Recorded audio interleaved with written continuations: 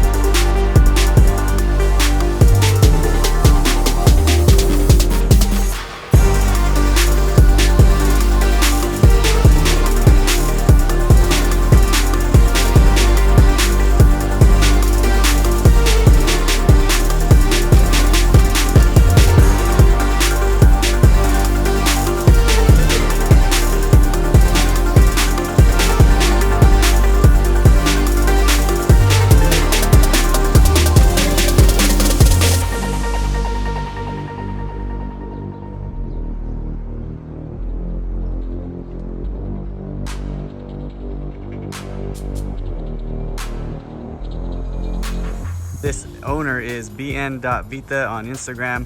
It's a good friend of mine, and this is his second TRD Pro. This one is supercharged with a factory Magnuson unit. It's got an aftermarket airbox with a TRD lid made by some guy on Tacoma World. I think they're discontinued, but it's really nice because it matches the TRD Supercharger well.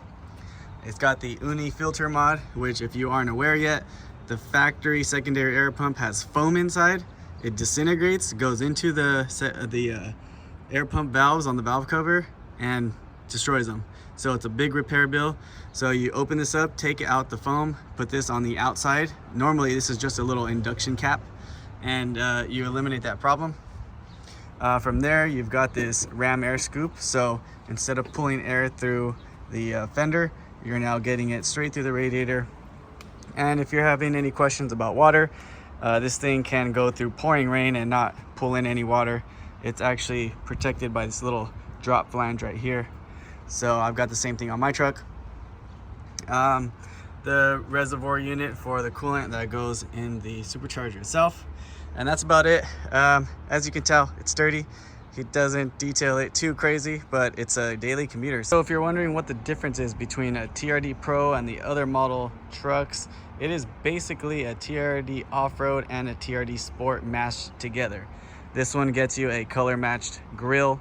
You get the TRD Pro specific grille, the black chrome headlights, hood scoop, painted mirrors, painted door handles, A-track, and let's see, it comes with a color matched rear bumper, which this one does not have anymore, and a TRD exhaust, which we have cut the tip off for clearance, but the exhaust is still on there.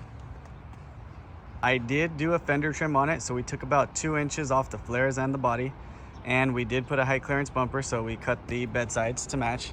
But I took my time, did everything nice and straight, and then the bumper came in raw, so we had the bumper installed and it stuck out a few inches, so then we had it cut, welded the plates on, then took it off and got it powder coated. So that's how you get this nice, perfect, smooth transition straight to the bumper. If you look at a lot of other guys that are running bumpers made for stock flares, they'll do like a little loop back type of deal and bring the flare trim back. But this is the right way to do it and to keep everything looking nice and uniform all the way across the whole arch. Aside from that, we've got this, I believe it's a Lear topper.